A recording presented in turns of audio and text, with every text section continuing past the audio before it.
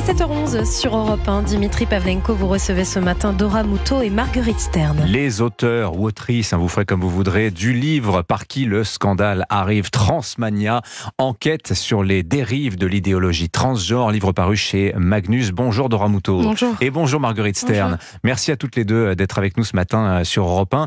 Ce livre Transmania, vous vaut quelques problèmes, quelques plaintes, le retrait des publicités aussi pour votre ouvrage dans les rues de Paris, à l'initiative de la mairie qui vous accuse rien moins que de transphobie, de colporter la haine. Les mots sont très forts, on va évidemment en parler. Je dirais que c'est souvent comme cela quand on porte la plume dans la plaie. Alors avant de parler des remous autour de votre livre, quel est le propos de Transmania? Je ne sais pas, Dora ou Marguerite Stern, pour commencer. Ce qu'on appelle la transmania, c'est cette espèce de frénésie qu'il y a autour du phénomène trans. C'est-à-dire que la transmania est partout aujourd'hui, dans les cours de récréation, dans les médias, dans les grandes entreprises. On voit de plus en plus de personnes qui veulent vous obliger à mettre vos pronoms, par exemple, en signature d'email, dans les cours de récréation. Enfin, donc les votre élèves, pronom, c'est est-ce qu'il faut vous dire il, elle ou yel voilà, ou encore autre exactement, chose? parce qu'en fait, donc, on parle de l'idéologie transgenre, ces personnes qui disent qu'elles veulent changer de genre. Avant, on disait qu'on voulait changer de sexe, on était transsexuel. Mais aujourd'hui, donc, on parle de changer de genre. Le genre, c'est quoi? C'est l'étiquette sociale, la façon dont vous vous présentez au monde. Et donc, on a aujourd'hui de plus en plus de femmes qui veulent devenir des hommes qui veulent devenir des femmes, des personnes qui se disent non-binaires aussi entre les deux. Mais l'idéologie transgenre, si j'ai bien saisi, Dora Muto, c'est cette idée que finalement la biologie, telle que la nature a fait chacun de nous individus, ne compte pas. Ce qui compte, c'est le vernis culturel, ce que vous appelez le genre, l'identité que moi je m'attribue. En fait, c'est cette idée qu'on peut être né dans le mauvais corps. Donc ça ressemble comme ça un peu à une croyance religieuse.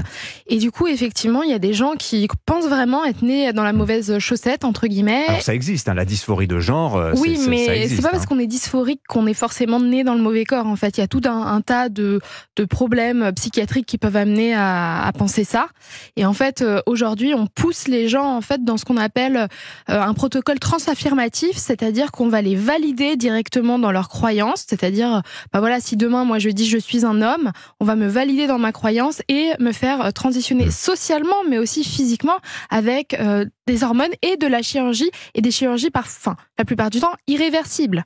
Alors, moi, j'ai envie de vous dire, Dora Muto, Marguerite Stern, mais peut-être suis-je naïf, c'est que ces choses-là, effectivement, on en entend parler aux États-Unis, dans les pays anglo-saxons. On avait l'impression quand même qu'en France, ça restait quelque chose d'extrêmement marginal. Or, à la lecture de votre ouvrage, on se dit que finalement, cette idéologie transgenre, elle avance de plus en plus, et elle est peut-être beaucoup plus présente qu'on ne le croit. Est-ce que vous avez des exemples concrets pour montrer aux auditeurs d'Europe 1 où est-ce qu'on la voit aujourd'hui, cette idéologie transgenre, Marguerite Stern?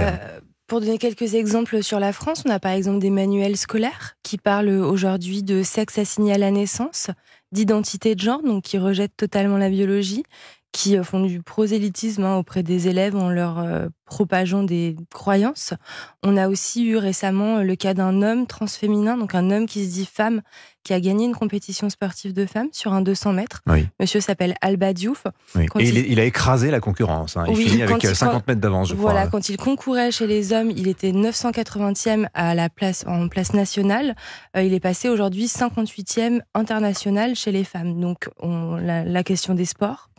Et puis la question des médias aussi, par exemple, on a certains médias aujourd'hui en France qui nous parlent de personnes menstruées, de sexe assigné à la naissance, quand il faut parler d'endométriose, qui est une question qui touche les femmes. Donc on efface le mot femme au profit de ce type de vocable. Ça, ce sont des signaux faibles. Quand le vocabulaire est transformé, il faut être attentif parce que ça signifie l'avancée d'une idéologie. Alors, on va regarder maintenant ce que les militants transgenres vous reprochent.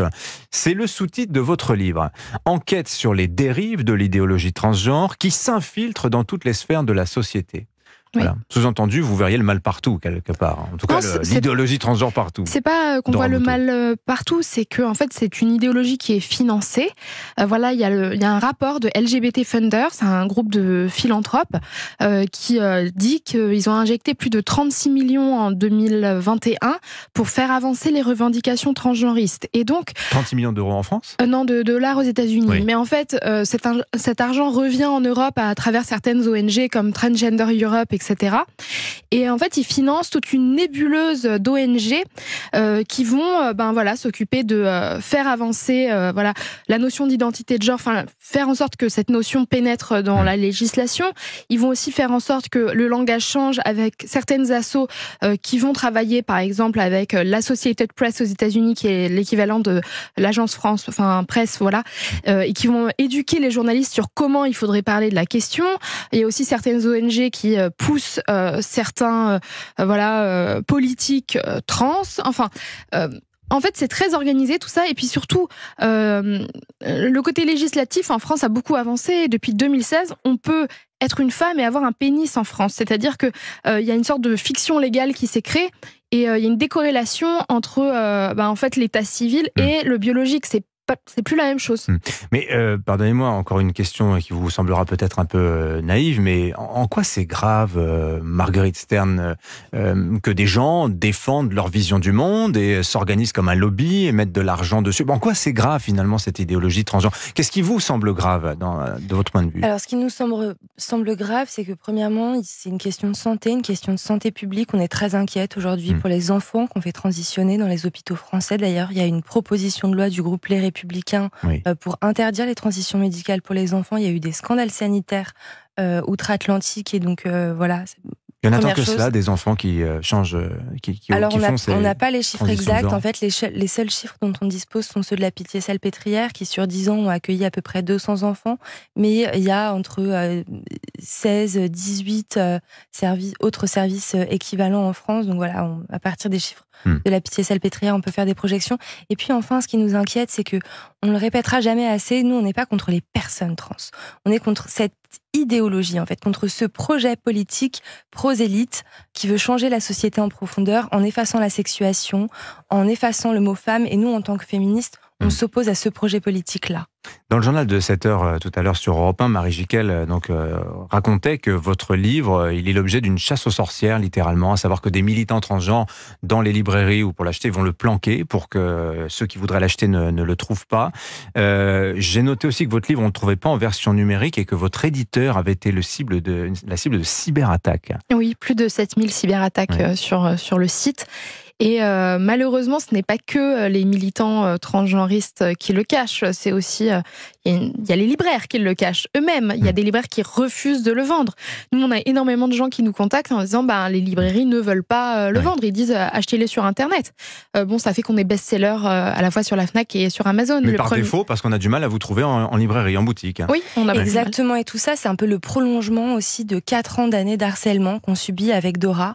On a perdu des contrats, on s'est pris des œufs dans le visage en manifestation féministe. Et pour nous, aujourd'hui, la publication de ce livre est un véritable acte politique.